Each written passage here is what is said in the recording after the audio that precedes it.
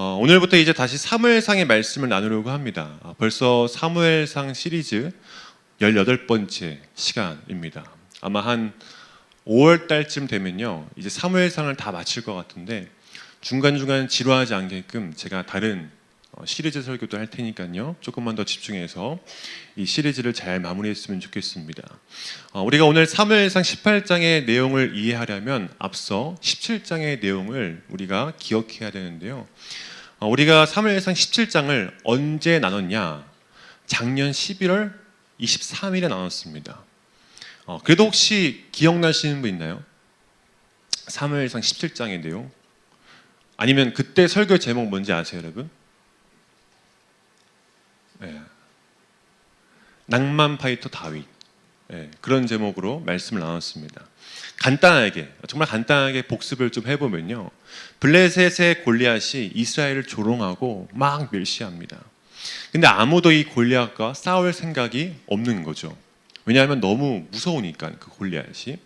그렇게 40일 동안 이 골리앗한테 온갖 조롱과 또 그 엄청난 비굴한 상황을 당하게 되는데, 그때 이제 다윗이 등장하게 되죠. 아버지의 심부름하러 전쟁터에 갔다가 다윗이 골리앗이 하는 말을 듣게 됩니다. 그러더니, 아니 저 할례 받지 못한 블레셋 사람이 누군데 감히 살아계신 하나님을 모욕하냐? 그러면서 자신이 골리앗과 싸우겠다고 하죠. 다윗이 이렇게까지 용감할 수 있었던 이유는 그는 평소 이 자신의 삶의 자리에서 살아계신 하나님을 믿는 그 믿음의 훈련을 꾸준하게 했기 때문이다 라고 함께 말씀을 나눴습니다. 결국 다윗은 불가능했던 그 골리앗과의 싸움의 자리에 믿음을 가지고 그리고 낭만을 가지고 나가게 되죠. 눈에 보이는 현실보다, 눈에 보이진 않지만 살아계신 하나님을 믿고 나갔기에 다윗은 마침내 이 골리앗과 싸워서 이길 수 있게 되었습니다. 이게 이제 17장의 내용입니다. 조금씩 기억나시죠? 자, 이런 상황에서 사울이 다윗을 너무나 마음에 들어하는 거예요. 왜냐하면 골리앗을 무너뜨렸으니까 얼마나 대견하고 또 얼마나 이쁘겠어요. 그래서 이제 사울이 다윗을 너무 신뢰하니까 다윗을 또 다른 전쟁에도 내보냅니다. 근데 그 결과가 어떠냐면 6절 말씀, 다윗은 사울이 보내는 곳마다 가서 지혜롭게 행하매 사울이 그를 군대의 장으로 삼았더니 온 백성이 합당히 여겼고 사울의 신하들도 합당히 여겼더라. 다윗이 가는 곳마다 지혜롭게 행했대요. 그러니까 가는 곳마다 전쟁에서 승리해가지고 돌아오는 거예요. 그래서 결국 사울이 다윗을 군대의 장으로 삼게 됩니다. 여기서 군대 장은 군대를 이끌 어떤 사령관까지는 아니지만 그래도 어느 정도 영향력을 끼칠 수 있는 그런 높은 직책입니다. 그 직책을 이제 다윗에게 준 거죠. 사울은 다윗을 굉장히 마음에 들어합니다. 자, 근데 어떤 일이 발생하냐? 다윗이 이제 또 다른 전쟁에서 승리를 하고 돌아오는데 그 소문이 벌써 이 성 안에 모든 성읍에 퍼지게 된 거죠. 우리 6절과 7절을 함께 읽어보겠습니다. 6절, 7절 시작.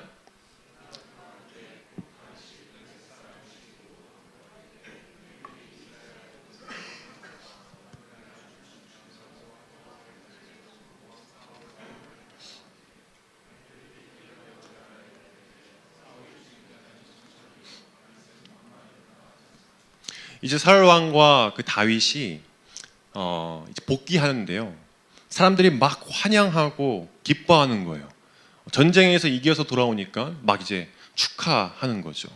근데 사람들이 어떻게 말해요? 사울이 죽인 자는 천천히요, 다윗은 만만이로다. 이게 무슨 말이죠? 다윗이 사울보다 더 용맹하고 더 뛰어나다. 저는 이 말씀을 묵상하면서 백성들의 눈치가 조금은 없는 것 같다는 그런 생각이 들더라고요. 아무리 다윗이 좀 뛰어나도 사울과 다윗이 지나가고 있는데, 그럼 좀 눈치껏 사울을 좀 더 칭찬하고 환영한 다음에 다윗에게 따로 가서, 아유 다윗 너무 훌륭해요, 사울은 수천 명을 죽였는데 다윗은 수만 명을 죽였군요, 너무 대단해요. 이렇게 따로 말하면 여러분 얼마나 좋습니까? 근데 그 공개적인 자리에서 사울은 천천히요, 다윗은 만만이로다, 이런 노래를 막 부르고 있는 거죠. 여러분, 제가 전에 교회에서 사역했을 때 굉장히 난감했던 적이 있었습니다. 왜 그랬냐면 한 번은 이제 담임 목사님과 같이 이제 카페에서 커피를 마시고 있는데 어느 한 권사님이 오시더니, 아이고 우리 전재동 전도사님 말씀이 너무 좋아요. 어쩜 그렇게 설교를 너무 잘하세요? 새벽기도 때 귀에 쏙쏙 박히고 있어요. 이런 말들을 하는 거예요. 저는 솔직히 말하면 제가 설교를 잘한다고 단 한 번도 생각해 본 적이 없습니다. 그저 그냥 최선을 다해서 준비할 뿐이지 잘한다고 생각해 본 적은 단 한 번도 없어요. 그래서 혼자 교회에 있을 때 권사님들이나 장로님들이 아이고 오늘 너무 설교가 은혜로워요, 그런 말 들으면 아, 더 열심히 하라는 말이구나 하고 그냥 이렇게 넘겼단 말이에요. 근데 담임 목사님하고 같이 있을 때 아유 전도사님, 우리 전도사님 설교 너무 좋아요, 이런 말 들으면 저도 모르게 굉장히 좀 민망해지는 거예요. 여러분, 목사님들이 가장 어렵고 가장 힘들어하는 게 설교거든요. 설교 준비하는 게 진짜 힘듭니다. 그래서 설교를 잘 못하거나 혹은 준비가 잘 안 될 때 굉장한 무력감이 찾아옵니다. 그만큼 설교에 좀 예민하고 신경 쓰이거든요. 근데 권사님들이 담임 목사님하고 같이 있는데 막 그런 얘기를 하면 제가 얼마나 민망하겠어요. 차라리 아이고 우리 전도사님이 담임 목사님을 닮아서 이렇게 설교를 잘 하나 봐요, 담임 목사님한테 배워서 이렇게 좋은 설교를 하나 봐요, 이러면 담임 목사님도 좋고 또 저도 좋고 얼마나 좋습니까? 근데 그때 당시 담임 목사님은 물론 설교도 잘하셨지만 굉장히 인자하시고 또 굉장히 쿨하셔서 그런 거에 전혀 신경 쓰지 않으시고 오히려 저에게 설교할 기회를 더 주시더라고요. 정말 좋은 목사님을 만난 거죠. 근데 여러분, 이렇게 좋은 목사님을 만나는 게 사실 쉽지가 않습니다. 어떤 교회는 부목사가 담임 목사보다 설교를 잘해서 잘리는 경우도 있다고 합니다. 기분이 나쁜 거죠. 부목사가 자기보다 설교도 잘하고 교인들한테 인정을 받고 어딜 가나 다 그 부목사 이야기를 하니까 기분이 나쁜 거예요. 그래서 저도 한번 상상해 봤습니다. 우리 청년부가 나중에 정말 성령의 역사로 부흥해가지고 300명이 넘어요. 저 혼자 할 수 없어요. 그래서 새로운 전도사님을 이제 모신 거죠. 근데 그 전도사님이 설교를 너무 잘해. 나보다 더 잘생기고 키도 크고 능력도 많고 찬양인도도 기가 막 나보다 키 비슷하고 찬양인도도 잘하고 뭐 하나 빠지는 게 없는 거죠, 그 전도사님이. 그럼 여러분, 그럴 때 제가 어떻게 행동할 것 같아요? 조용히 담임 목사님한테 가서 목사님, 새로운 전도사가 좀 이상한 것 같습니다. 좀 신학적으로 좀 문제가 있고요, 좀 이상합니다. 당장 내보내야 될 것 같습니다. 이렇게 해서 제가 내보낼까요? 저는 오히려 정말 너무 감사할 것 같아요. 이런 훌륭한 사람과 함께 사역할 수 있어서 너무나 감사하고 그 사람한테 배울 게 있어서 감사하고 그리고 내가 부족했던 것들, 내가 할 수 없는 것들을 대신 채워줄 수 있는 사람이 내 곁에 있는 거니까 어떻게 보면 공동체가 더 건강하게 성장할 수가 있는 거죠. 여러분, 축구에서 감독들이 비싼 선수, 좋은 선수를 왜 데리고 오겠어요? 지금보다 더 좋은 팀을 만들고 더 좋은 성적을 내기 위해서 데려오잖아요. 어느 감독이 손흥민을 영입하고는 넌 나보다 축구를 잘하니까 마음에 안 들어, 넌 나가, 이렇게 불쾌하게 생각하는 감독이 어디 있냔 말이에요. 여러분, 진정한 리더십을 가진 사람은 나보다 탁월한 사람을 품을 줄 아는 사람이 좋은 리더가 되는 거예요. 그러나 마음이 좁은 사람은 좋은 사람을 곁에 둘 수 없기에 결코 좋은 리더가 될 수 없는 거죠. 여러분, 사울은 좋은 리더일까요?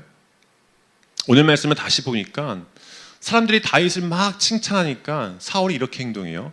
8절과 9절 말씀. 사울이 그 말에 불쾌하여 심히 노하여 이르되 다윗에게는 만만을 돌리고 내게는 천천만 돌리니 그가 더 얻을 것이 나라 말고 무엇이냐 하고 그날 후로 사울이 다윗을 주목하였더라. 사울이 그 말을 듣고 불쾌한 거예요. 처음에는 다윗이 너무나 이쁘고 마음에 들었는데 어느 순간 그의 안에 시기심이 들어오니까 갑자기 불쾌하기 시작한 거죠. 그러자 어떻게 해요? 다윗을 주목하기 시작합니다.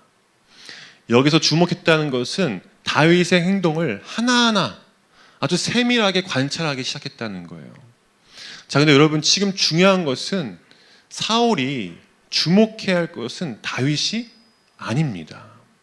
지금 사울이 하나하나 아주 세밀하게 바라봐야 할 것은 다윗이 아니라 바로 자기 자신이에요. 자기 자신 안에 있는 그 분노, 불쾌함, 그것이 어디로부터 시작되고 이것이 생긴 원인이 무엇인지를 하나님 앞에서 점검했어야 했는데 사울은 그렇지 못했던 거죠. 여러분, 내가 불쾌하고 내 안에 분노가 있으면요, 시야가 좁아집니다. 정작 바라봐야 할 것은 보지 못하고 엉뚱한 것에 시선을 뺏기게 되는 거예요. 1980년대 어느 한 그 백인 귀부인이 자신이 탈 기차를 향해서 아주 조심조심 걷고 있었다고 합니다. 그런데 길을 가다가 어느 한 사람과 부딪히게 된 거예요. 그러자 자신이 들고 있던 그 쇼핑백 안에 물건들이 다 떨어진 거죠. 그래서 떨어진 물건들을 허겁지겁 주워 담았는데 그 사이에 그만 자기가 탈 기차가 떠나버린 겁니다. 그래서 이 부인이 너무 화가 난 거죠. 그러나 뭐 어쩌겠습니까? 이미 열차는 떠났는데. 그래서 다음 기차를 기다리자고 생각하고 역 안에 있는 음식점에 들어가서 자리를 잡고 샐러드 한 접시를 주문했습니다. 그리고 이제 샐러드가 나와서 잠깐 포크를 가지러 나갔는데 갑자기 웬 허름한 차림의 흑인 남자가 자신의 테이블에 앉아서 샐러드를 먹고 있는 거예요. 그래서 이 부인이 또 너무 화가 나는 거죠. 그러나 이 부인은 그 화를 꾹꾹 참고 그 흑인 남자와 마주 앉아서 샐러드를 같이 먹었다고 합니다. 부인 표정이 좋진 않지만 그래도 꾹꾹 참고 그 샐러드를 같이 먹었대요. 그러자 샐러드를 다 먹은 그 흑인 남자가 갑자기 커피를 2잔 시키더니 한 잔을 부인에게 건네주는 거죠. 이 부인은 그 남자가 그래도 이 감사의 표현으로 커피를 사줬다라고 생각해서 그 커피를 다 마시고 자리에서 일어나게 됩니다. 그렇게 다음 기차를 타러 나갔는데 그만 이 쇼핑백을 음식점에 놔두고 온 거예요. 그래서 허겁지겁 다시 음식점에 갔는데 자기가 앉았던 그 자리에 쇼핑백이 없는 거예요. 근데 바로 그 옆자리에 보니까 거기에 이제 쇼핑백이 있었던 거죠. 근데 놀라운 것은 그 테이블에 아무도 먹지 않는 샐러드가 있었다고 합니다. 알고 보니 그 부인은 그 자신의 샐러드를 놔두고 흑인이 시킨 샐러드를 같이 먹고 있었다는 거예요. 그런데 그 흑인은 기꺼이 그 부인과 음식을 나누어 먹고 커피까지 대접해 주었던 거죠.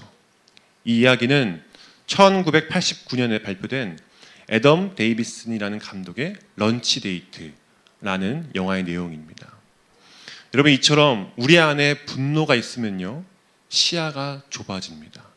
우리 한번 따라해 볼까요? 분노가 있으면 시야가 좁아진다. 시야가 좁아지면 결국 엉뚱한 것에 우리의 시선을 뺏기고 시간도 뺏기게 됩니다. 그러다 결국 중요한 것을 놓쳐버리게 되죠. 여러분, 이게 영적으로 정말 중요한 거예요. 왜냐하면 여러분, 오늘 이 사울을 한번 보십시오. 사울은 다윗에 대한 분노가 생기자 계속해서 다윗을 죽일 생각만 하는 거예요. 심지어는 자신의 딸을 다윗에게 내어주어서 그렇게 해서 다윗을 죽일 만큼 이 사울의 시야에는 오로지 다윗밖에 없는 거죠. 17절, 21절, 25절 그리고 계속해서 이 사무엘서의 말씀을 보면요, 사울은 다윗을 죽일 생각만 하고 있습니다. 사울은 그 좁은 시야로 다윗만 보고 있는 거예요. 여러분, 분노가 크면 클수록 내가 보는 시야는 점점 더 좁아집니다. 우리도 회사에서, 교회에서 혹은 어떤 공동체에서 누가 마음에 안 들고 누가 그 사람에 대한 어떤 분노가 있으면 그 사람밖에 안 보이잖아요. 그러니까 더 꼴보기 싫은 거죠. 근데 여러분, 그게 결국 본인을 더 아프게 하는 거예요. 그러면 그럴수록 본인의 영혼은 더 힘들고 지치게 된다는 거죠. 10절을 볼까요? 사울이 다윗을 주목해서 보자 어떤 일이 일어나죠? 그 이튿날 하나님께서 부리시는 악령이 사울에게 힘있게 내림에 그가 집 안에서 정신없이 떠들어대므로 다윗이 평일과 같이 손으로 수금을 타는데 그때 사울의 손에 창이 있는지라. 하나님께서 부르시는 악령이 사울에게 아주 강력하게 내리게 되는 거예요. 이런 말씀을 다시 보면 악한 영이 사울에게 힘있게 내렸다라고 했는데 악한 영이 임했다, 이것을 악한 영이 허락되었다, 이렇게 생각하시면 됩니다. 그러니까 악한 영도 이 하나님의 통치하에 있다는 거예요. 악한 영들이 자기 뜻대로 자기 멋대로 왔다 갔다 하는 게 아니라 하나님이 허락해야만 움직일 수 있다는 것이죠. 그렇다면 하나님은 왜 악한 영을 허락했냐? 그것은 하나님이 사울을 떠난 게 아니라 사울이 하나님을 버리고 하나님의 뜻을 따르기를 거부했기에, 그래서 하나님의 영이 사울에게서 떠나자 그 자리에 악한 영이 들어가게 된 것입니다. 마치 빛이 사라지면 어둠이 들어온 것처럼 사울에게도 지금 그러한 어두운 악한 영이 들어간 것이죠. 그래서 어떻게 됩니까? 집에서 정신없이 막 떠들어대는 거예요. 정신병자처럼 계속 헛소리하고 화내고 욕하고 그러는 거죠. 여러분 혹시 집이나 회사나 공동체에서 이런 사람들이 있습니까? 계속 헛소리하고 계속 화내고 계속 욕하는 사람. 만약에 그런 사람이 있다면 여러분 당황하지 마시고, 아, 저 사람은 지금 많이 아프구나, 영혼이 많이 병들어 있구나, 그렇게 생각하고 그 사람을 위해서 기도해 주면 됩니다. 아, 괜히 나 때문인가? 내가 잘못했나? 아니에요. 그 사람한테 문제가 있는 거예요. 여러분 사울이 분노한 이유가 누구 잘못이에요? 다윗 잘못이에요? 눈치 없이 노래 부른 백성들 잘못입니까? 아니에요. 사울 본인 잘못이에요. 자기 속 안에 있는 그 욕망, 그로부터 시작된 시기심, 질투, 분노, 이런 것들로 인해서 악한 영이 그 안에 들어온 것은 철저하게 사울 본인 잘못이에요. 근데도 사울은 그 잘못을 자꾸만 다윗에게 돌리죠. 결국 어떤 일이 벌어지냐? 아까 10절 말씀을 다시 보면 하나님께서 부리시는 악령이 사울에게 힘있게 내림에 그가 집 안에서 정신없이 떠들어대므로 다윗이 평일과 같이 손으로 수금을 타는데 그때 사울의 손에 창이 있는지라. 사울이 막 정신병자처럼 떠들어대고 있는데 다윗이 사울을 위해서 수금을 타고 있었거든요. 그러니까 옆에서 악기로 찬양을 하고 있는 거예요. 왜냐하면 그렇게 찬양을 할 때 사울이 진정되기 때문에. 그래서 우리가 그 사무엘상 16장에도 보면 다윗이 사울을 위해서 막 이렇게 수금을 타잖아요. 근데 중요한 건 지금 사울의 손에 뭐가 있다는 거예요? 창이 있다는 거죠. 뭔가 좀 불안하죠. 우리 11절을 계속해서 읽어봅시다. 11절 시작.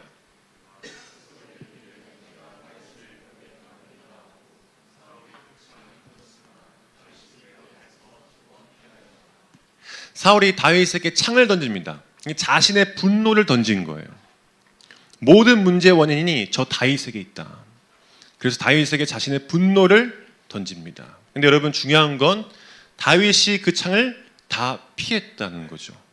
이건 철저하게 다윗이 피할 수 있어서 피한 게 아니라 하나님이 함께 하셨기 때문에 다윗은 피할 수 있었습니다.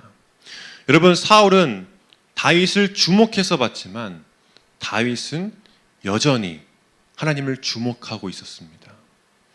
그래서 사울은 다윗에게 창을 던졌지만 다윗은 사울을 향해 수금을 탈 수 있었던 것이죠. 여러분 내 안에 분노와 시기심과 질투와 여러 가지 감정들이 들어서 다른 사람이 미워 보인다면 창을 선택하는 것이 아니라 수금을 선택하시길 바랍니다. 찬양을 하면서 하나님을 주목하라는 거예요. 그 좁아진 시야로 사람이 아닌 하나님께 더 집중하라는 것이죠. 그럴 때 내 안에 얼마나 많은 죄악들이 있는지 깨닫게 되고 그때 비로소 내가 다시 회복될 수 있는 것입니다. 여러분, 하나님을 주목하시길 바랍니다. 하나님을 주목하면 하나님의 뜻이 무엇인지를 알 수가 있습니다. 오늘 말씀을 처음부터 다시 보면 아직 언급이 안 되는 사람이 있죠. 바로 요나단입니다. 오늘 말씀 1절부터 4절을 보면 요나단이 나오는데 그 요나단이 누구냐면 사울의 아들이에요. 지금 다윗을 주목해서 바라봤던 사람은 사울뿐만 아니라 요나단도 이 다윗을 주목해서 보고 있었던 거예요. 근데 중요한 건 똑같이 주목해서 보고 있는데 사울은 다윗을 죽이려고 하지만 요나단은 어떻게 하죠? 1절 말씀, 요나단의 마음이 다윗의 마음과 하나가 되어 요나단이 그를 자기 생명같이 사랑하니라. 3절, 요나단은 다윗을 자기 생명같이 사랑하여 더불어 언약을 맺었으며. 여러분, 요나단은요 사울의 아들이자 왕위를 계승받을 장자입니다. 아버지를 이어받아 왕이 될 사람이란 말이에요. 그러면 그런 상황에서 사람들이 사울은 천천히요 다윗은 만만이로다 이런 노래를 할 때 어쩌면 요나단도 자기 아버지 사울처럼 시기와 질투와 분노가 생겨야죠. 왜냐하면 지금 그러다간 자기 자리가 위험하잖아요. 근데 요나단이 어떻게 하죠? 다윗을 사랑하는 거예요. 자기 생명과 같이 다윗을 사랑하고 더불어 언약을 맺었고 우정 반지를 끼운 거예요. 평생 동역자로 함께 하겠다는 거죠. 그러면서 또 뭘 합니까? 4절 말씀, 요나단이 자기가 입었던 겉옷을 벗어 다윗에게 주었고 자기의 군복과 칼과 활과 띠도 그리하였더라. 요나단은 다윗에게 자신의 전부를 다 내어줬습니다. 여러분, 어떻게 이런 일이 가능할까요? 그것은 바로 요나단은 다윗이 하나님이 세우신 사람이라는 것을 알았기 때문이에요. 그러니까 요나단은 다윗을 통해 일하시는 하나님을 주목하고 있었던 겁니다. 다윗이 하나님의 뜻이기에 다윗을 제거하는 것이 아닌 다윗을 위해 기꺼이 자신의 것을 다 내어줄 수 있는 그런 훌륭한 믿음을 보여준 것이죠. 사랑하는 여러분, 저는 우리 공동체가 사람을 주목하는 공동체가 아니라 하나님을 주목하는 공동체가 되기를 간절히 소망합니다. 그래서 하나님의 뜻이 무엇인지를 알고 그 하나님의 뜻을 위해 기꺼이 나의 것을 내려놓을 줄 아는 그런 아름다운 믿음이 오늘 우리들의 믿음이 되었으면 좋겠습니다. 여러분, 교회에서 사람 보지 마십시오. 사람 보러 우리가 예배하는 거 아니잖아요. 오늘 그 준하체 묵상집에서도 뭐라고 말하죠? 우리는 주님과의 관계보다 다른 그 어떤 관계를 더 고려해서는 안 됩니다. 하나님보다 다른 사람을 생각한다면 오직 하나님께 불순종하는 길밖에 없습니다. 여러분, 하나님을 주목하세요. 그러면 시기와 질투, 분노 이런 것들은 애초에 생길 수가 없습니다. 우리가 봐야 할 것은 사람이 아닌 오직 주님이신 줄로 믿습니다. 히브리서 12장 2절, 믿음의 주요 또 온전하게 하시는 이인 예수를 바라보자. 아멘이죠. 주님을 바라볼 때 우리의 믿음이 온전해진다는 거예요. 사랑하는 여러분, 말씀을 통해서 주님을 주목하세요. 말씀을 통해서 내 안에 얼마나 많은 죄악들이 있는지 말씀을 거울 삼아 나를 돌아보십시오. 그리고 하나님의 뜻이라면 그것을 위해 기꺼이 나의 모든 것을 다 내려놓겠다는 그 믿음의 결단을 하시길 바랍니다. 그럴 때 하나님께서 그 사람을 통해서 일하실 줄로 믿습니다.